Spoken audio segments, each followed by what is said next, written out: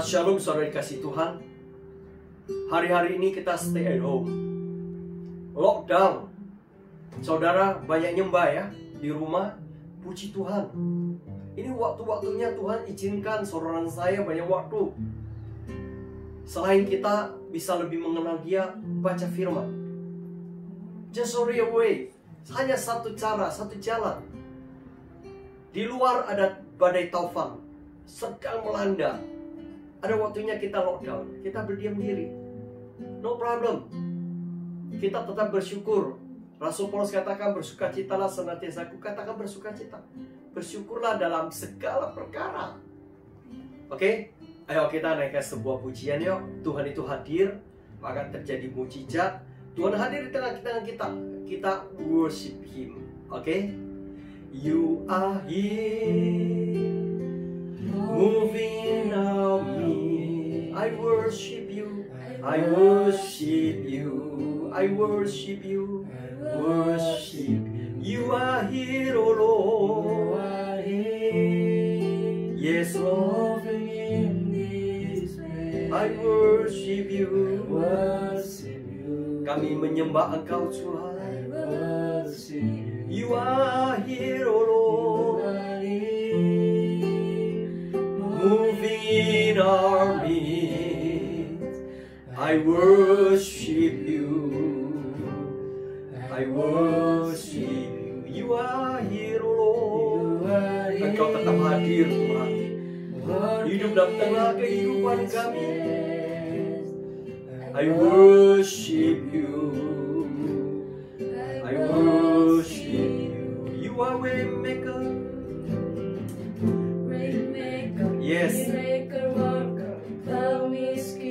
Light in the darkness.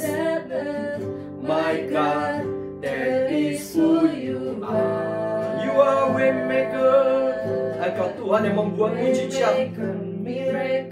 Yes. Engkau yang memegang janjimu. Terang di tengah kegelapan. That is who you are. You are waymaker. Waymaker, miracle worker, promise keeper, light in the darkness. My God, that is who you are. Oh, you are waymaker, waymaker, miracle worker, promise keeper, light in the darkness. My God, that is who you are. You are here, oh Lord. You are here, touching every heart. Engkau jamah setiap hati kami. Tidak ada hati yang takut, tidak ada hati yang khawatir akan masa depan. You are here.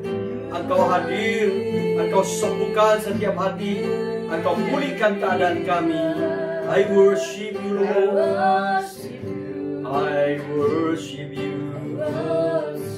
You are here, touching every heart. Yes, angkat hati kita sembah Dia. I worship you. You are here, oh Lord. Heal us, oh Lord. I worship you. I worship you. You are here. You are here. Touching every heart. Jamah hati kami Tuhan. Hati kami berupa barometer untuk kehidupan kami. Hati kami merupakan sumber kehidupan yang memancar dalam hidup kami Tuhan. Healing us, Lord. I worship you. I worship you. I worship you. I worship you. Syarat karena masih. Oh, I worship you, Lord. Syarat dapat karena masih. Mari 1-2 menit kita sembah Dia. Syarat karena masih. Syata karana masyata karana lama. Ya la la la la maso.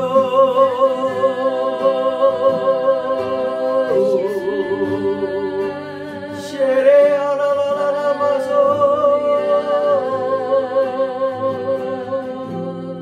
Syara bata karana rara basyikiara papa papa papa papa rara basya. Saudara dikasih Tuhan, masa-masa ini kita tahu penggenapan firman Tuhan akan terjadi dalam hidup ini. Saudara, saya ingat sebuah ayat. Saudara yang di rumah bisa sama-sama buka di kitab Wahyu pasal 6 ayat 8. Kitab Wahyu pasal 6 ayat ke-8. Kitab Wahyu pasal 6 ayat ke-8. Sudah, saya akan baca buat saudara.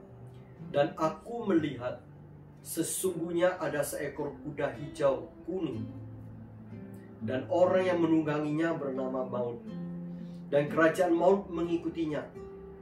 Dan kepada mereka diberikan kuasa atas seperempat dari bumi untuk membunuh dengan pedang, dan dengan kelaparan, dan sampar, dan dengan binatang-binatang buas yang di bumi.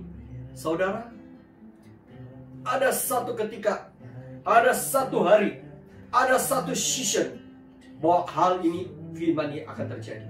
Akan datang satu hari, orang kuasa diberikan kuasa, seseorang diberikan kuasa oleh Tuhan, menunggang kuda hijau kuning untuk membunuh seperempat penduduk di bumi ini dengan penyakit sampar, dengan satu lagi kelaparan, dan pedang yang membawa maut.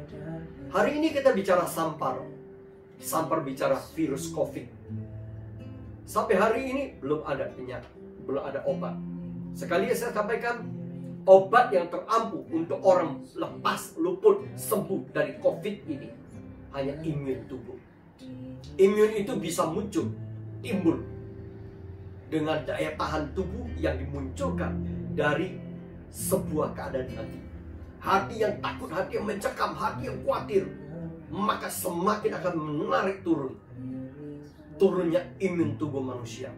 Tapi digantikan hati yang punya pengharapan kepada Tuhan, hati yang memegang janji Tuhan, hati yang tetap bersuka cita, hati yang mau menyembah Tuhan dengan dalam, hati yang mau melekat kepada Tuhan, hati yang tetap beriman bahwa Tuhan itu ada di bersama kita. Immanuel, Tuhan pasti akan memberikan kita kemenangan. Maka saya percaya iman itulah akan mengalahkan semua virus itu. Kembali lagi, penyakit sampar itu sedang terjadi. Hari ini jutaan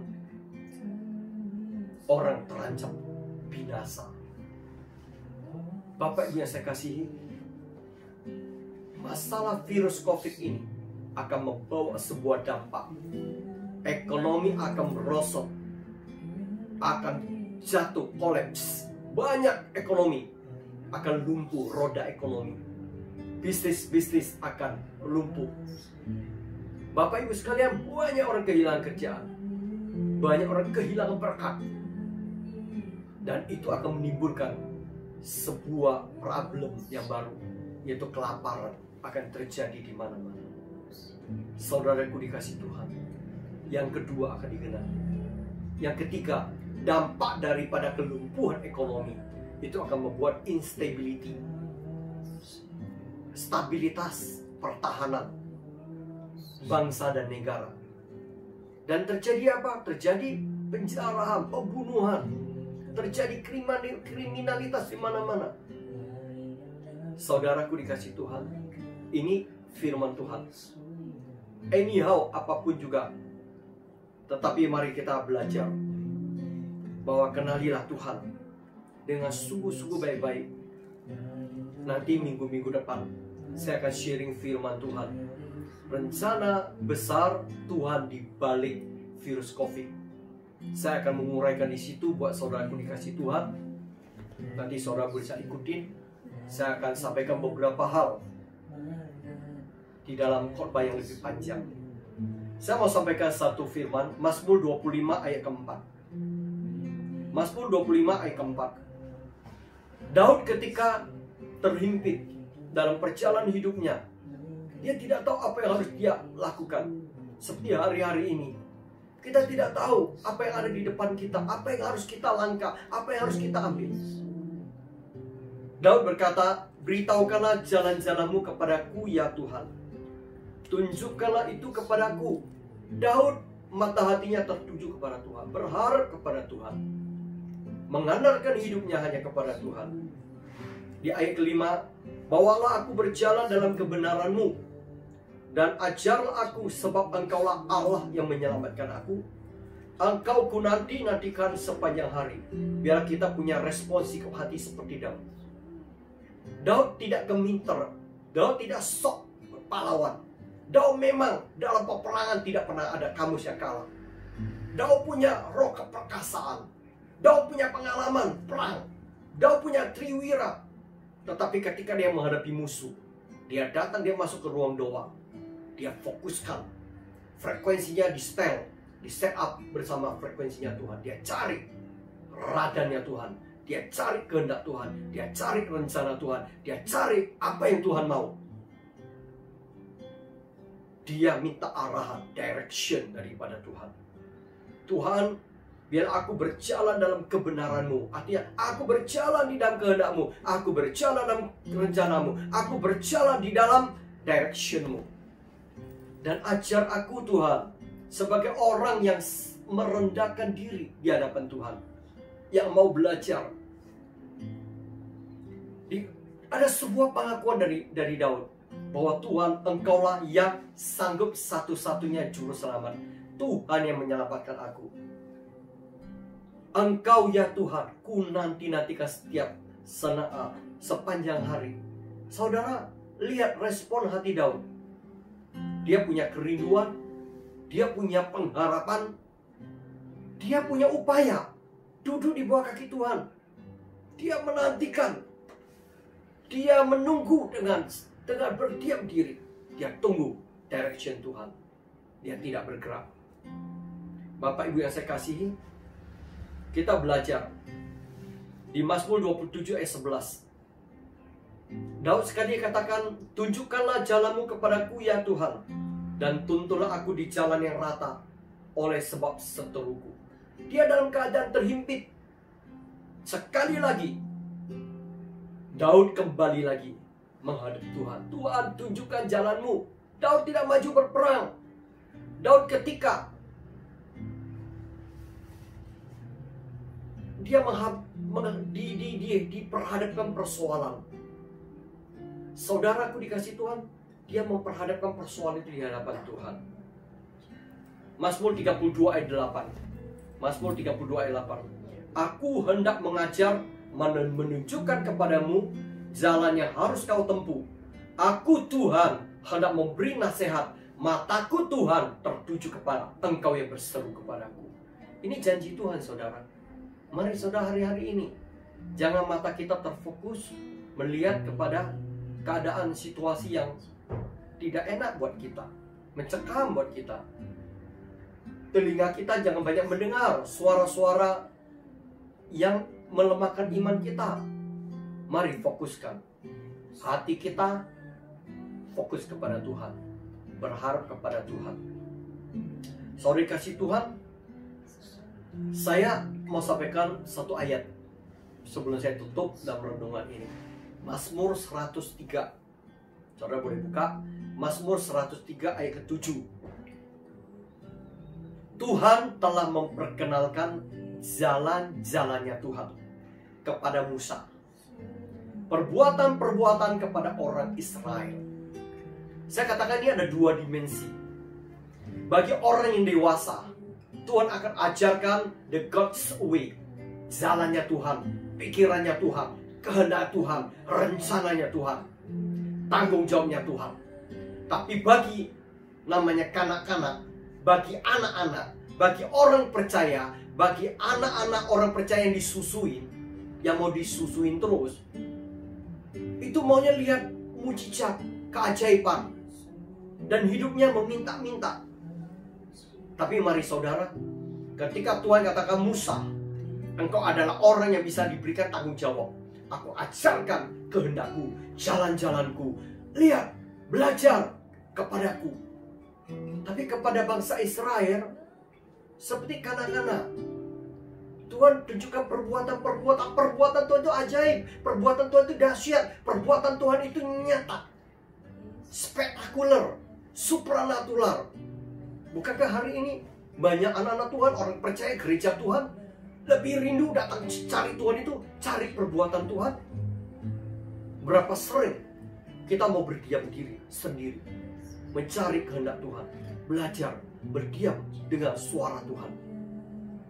Saudara dikasih Tuhan, di stay at home dalam rumah kita, mari hari ini jadi domba yang berdiam di dalam hadir Tuhan, belajar dengar suara gembalamu. Hari ini jangan fokuskan orang percaya kepada gembalamu, gembala sidangmu, kepada ini saja. Tidak cukup. Saudara hari ini harus, dan saya harus jadi dewasa. Berharap, lihat, fokus, belajar. Tertuju mata kita kepada gembala agung kita, Yesus Kristus pribadi. Hadirat Tuhan, Roh Kudus rindu untuk menjamah engkau dan saya, menjadikan engkau dan saya diberikan sebuah pertumbuhan dalam masa-masa stay home. Belajar baca firman, renungkan, berdoa kepada Roh Kudus, biar Roh Kudus memberikan kita roh hikmat, pewahyuan, roh pengertian, roh pengetahuan untuk pengenalan pribadi Tuhan Yesus, mengenal pribadi Dia, dan belajar untuk minta roh pujian, roh penyembahan, menyembah, memuji Dia saat itu. Oke, saya percaya setelah stay at home berlalu, setelah COVID berlalu, iman rohani saudara bertumbuh, tidak akan sama lagi. Oke, God bless you. Tuhan Yesus memberkati.